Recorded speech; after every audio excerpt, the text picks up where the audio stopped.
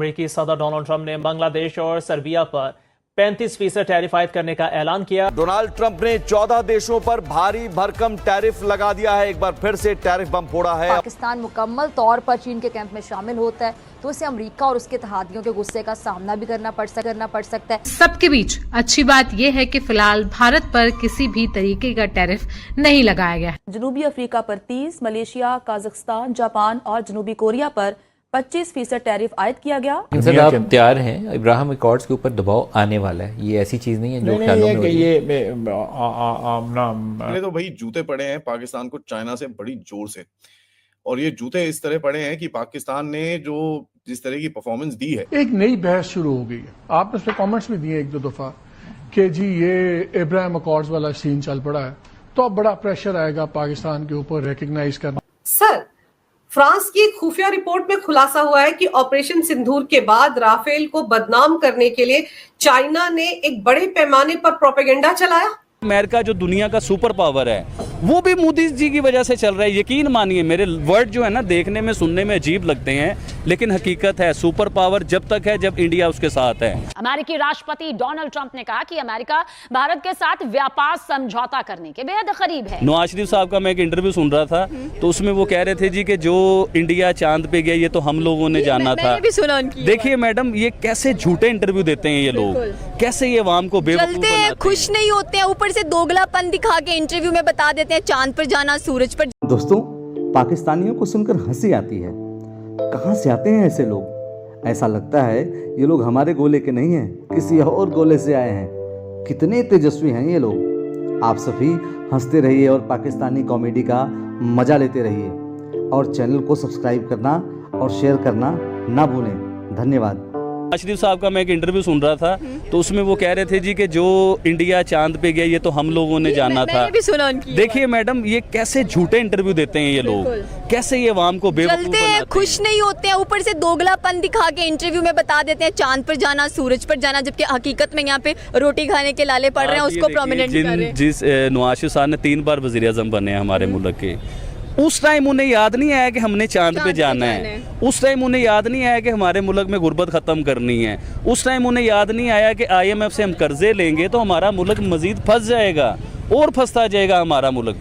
आज जब ये मुल्क से भागे हुए हैं, दूर बैठे हुए हैं, लंदन में इनके महल हैं, उधर बैठ के पॉलिटिक्स कर रहे हैं ये लोग, इन लोगों को यकीन करें कभी हमारे मुल्क का ख्याल नहीं आया। इन लोगों को सिर्फ अपनी पड़ी रही है, हमेशा हर टेन्योर में इन्हें अपनी पड़ी रही है कि हमने प्रॉपर्टी कैसे बनानी है, हमने महल कैसे बनाना है, हमने अपने चाचे मामे ताए फूफी को वज़ीर आज़म कैसे, MP MN कैसे बनाना है, वज़ीर कैसे बनाना है। अभी मुझे योगी जी का कोई रिश्तेदार दिखाइए, मुझे मोदी जी का कोई रिश्तेदार दिखाइए जो बैकग्राउंड बिल्कुल पॉलिटिकल नहीं है। मैडम है ही नहीं। वो लोग अपने मुल्क के लिए जीते हैं, अपने लोगों के लिए जीते हैं, अपने लोगों के लिए मरते हैं।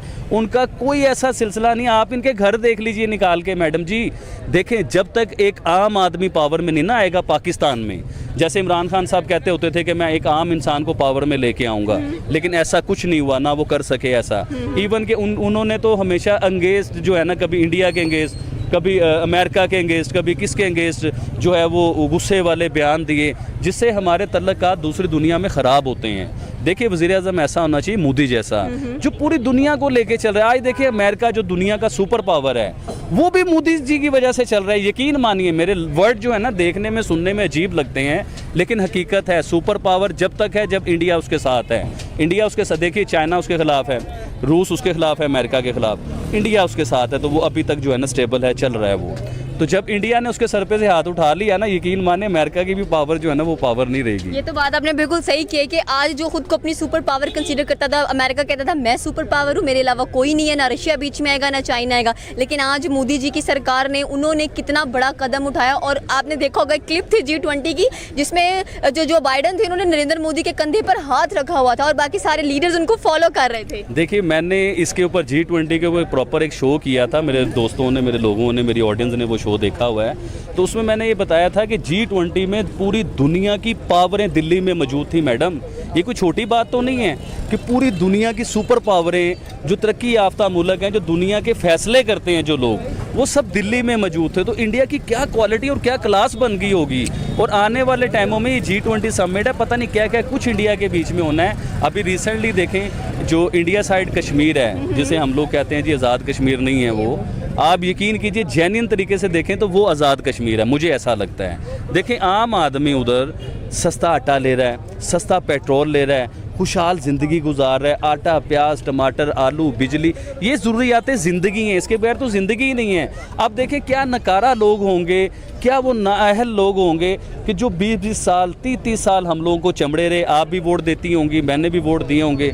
जो हमारी मेन ज़रूरियात पूरी नहीं कर सके लोग, वो हमारे मुल्क को तरक्की कैसे दे सकते हैं? और हम फिर उन्हें आजमाना चाह रहे हैं, हम फिर उन्हें वोट देना चाह रहे हैं। भाई जूते पड़े हैं पाकिस्तान को चाइना से बड़ी जोर से, और ये जूते इस तरह पड़े हैं कि पाकिस्तान ने जो जिस तरह की परफॉर्मेंस दी है, एंड इसके ऊपर अभी तो बहुत सारी चीजें आ रही हैं। बाय द वे मैं आपको ये बताऊं कि ये हफ्ते में एक और ओसेंट का बॉम्ब फेंकने वाला हूं मैं आपके ऊपर, जब मैं आपको बताऊंगा कि जो पाकिस्तान की तरफ से एक वो आया कि भाई लाइव कवरेज मिल रही थी, ये कैसे मिल रही थी, चाइनीज एस्टेब्लिशमेंट कहाँ है।